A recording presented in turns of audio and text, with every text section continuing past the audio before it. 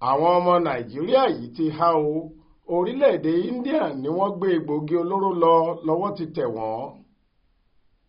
Mẹ́ta lára àwọn ọmọ orílẹ̀-èdè nàìjíríà tí wọ́n ń gbé nílẹ̀ India ní ọwọ́ àwọn ọlọ́pàá agbègbè Chandigarh lórílẹ̀-èdè náà ti tẹ̀ lórí ẹ̀sùn pé wọ́n ń ṣòwò egbòogi olóró láàrin ìlú wọn.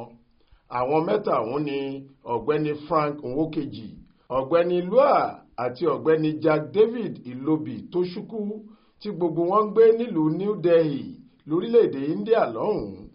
Aláròyé gbọ́ pé 30 oṣù kẹta ọdún yìí ni àwọn agbófinró ibẹ̀ yabo ilé tí wọ́n ń gbé tí wọ́n sì bá òbítíbitì egbòogi olóró lọ́wọ́ wọn. Ṣáájú àkókò yìí ló ti jẹ́ pé àwọn ọlọ́pàá agbègbè náà ti fọwọ́ òfin mú ọ̀gbẹ́ni Lua lọ́dún 2019 lórí ìwà ọ̀daràn pé ó ń ṣòwò egbòogi olóró nílùú náà. Wọ́n gba béèlì rẹ̀ lọ́dún náà lọ́hùn-ún.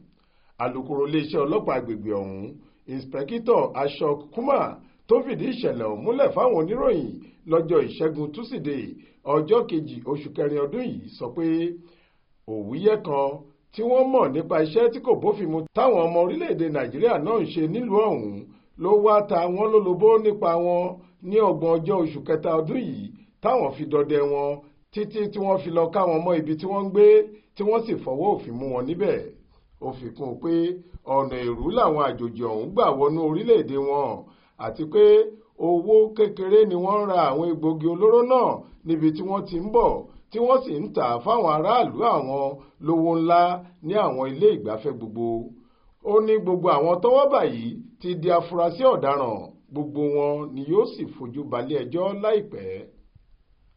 Adéwálé Adéoyè ló ṣàkójọ ìròyìn yìí fún iléeṣẹ́ tẹlifíṣàn Aláròyé online TV. Faith Adébọ́lá ló kà á sétí ìgbọ́ yín.